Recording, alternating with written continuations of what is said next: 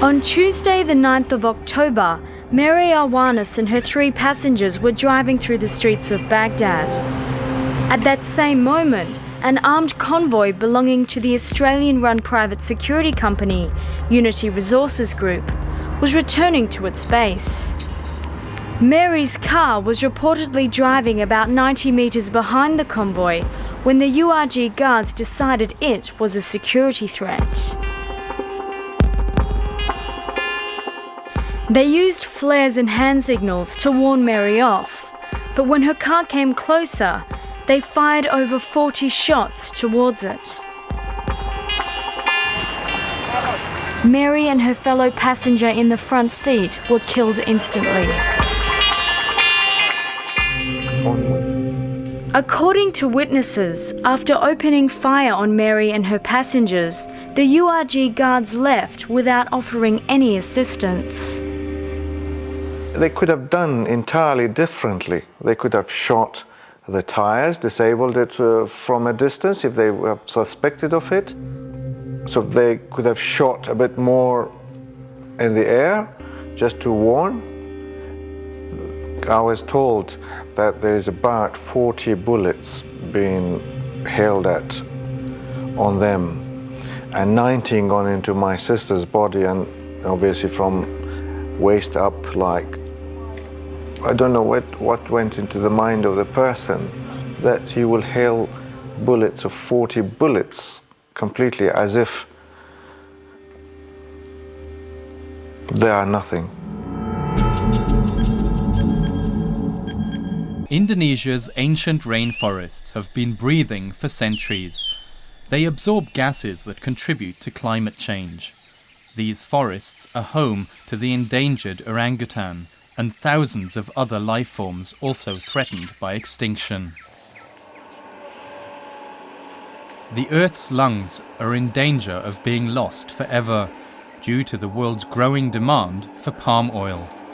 Indonesia is well on the way to becoming the world's largest producer of palm oil. International investors, palm oil companies, and the Indonesian Ministry for Agriculture are planning to turn 260,000 square kilometers, an area roughly the size of the United Kingdom, into palm oil monocultures. Stop chopping down our forest. We can't allow them to cut another tree. We've been here now for 1 hour and it's unbearably hot here. Our bodies are suffering. It's as if our mother is dying.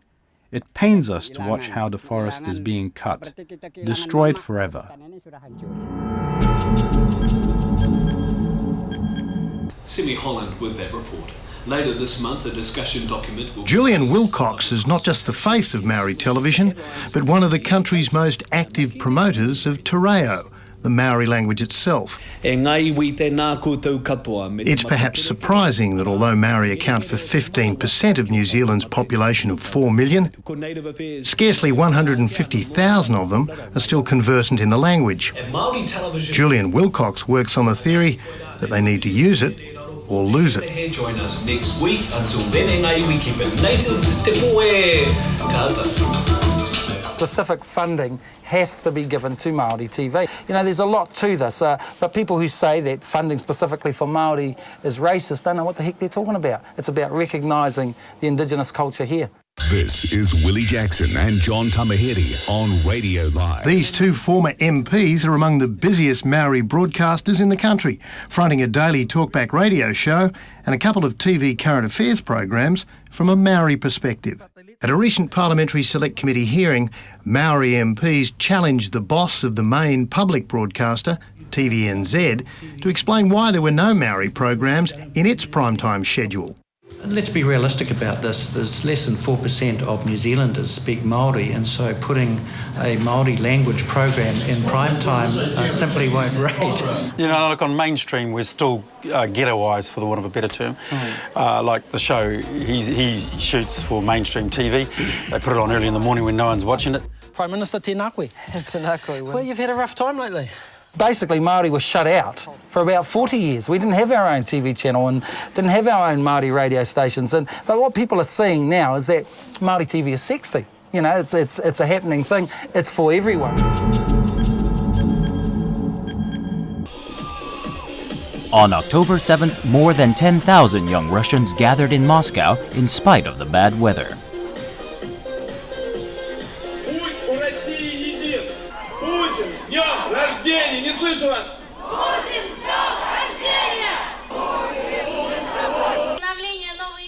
They came to celebrate the 55th birthday of President Putin.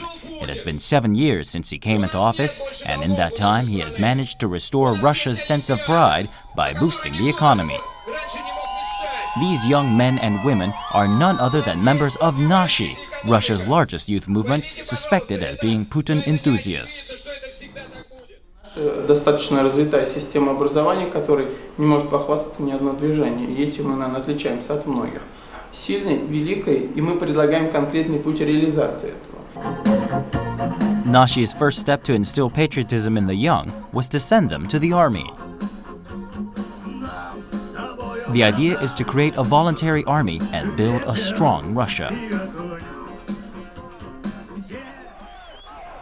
When the former Soviet state Estonia announced that it would remove the monument to Soviet soldiers from the capital, Nashi carried out various forms of protests against it, saying it's for the preservation of Russia's history.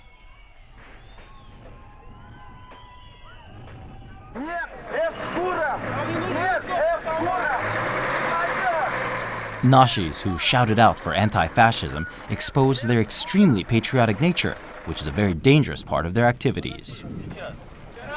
Эти организации создаются по указке сверху, они руководятся по указке сверху. В этих организациях, внутри этих организаций нет никакой демократии. На самом деле полный идиотизм. Это один из методов, с которым власть борется с оппозицией, обвиняя нас, в том числе нашу организацию. Россия идет по пути демократического государства, просто мы не забываем о своих интересах и не готовы во всем соглашаться с Западом.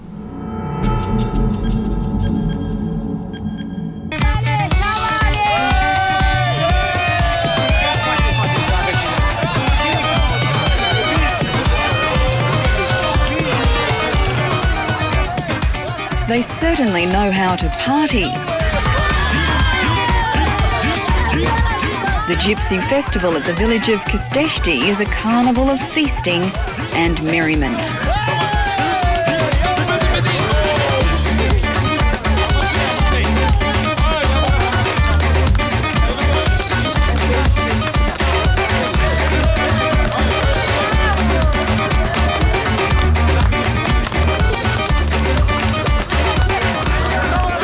It's a time to indulge in some medieval-style decadence, where the good life means a full belly and lots of bling.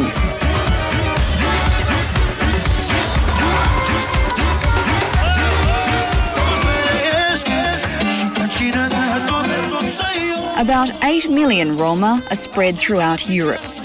Romania is home to the largest population, up to 2 million. It's here that you'll meet the gypsy elite, like Florin Chauba. He's a politician, a businessman, a preacher, and wait, there's more, because he's also His Royal Highness, the King of the Roma.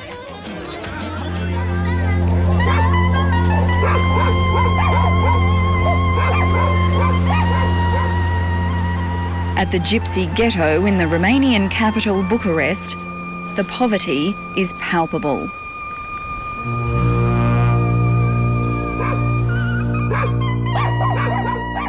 It's unlikely that there's ever been a royal visit to the streets of Zabrauts. There's no music and no feasting.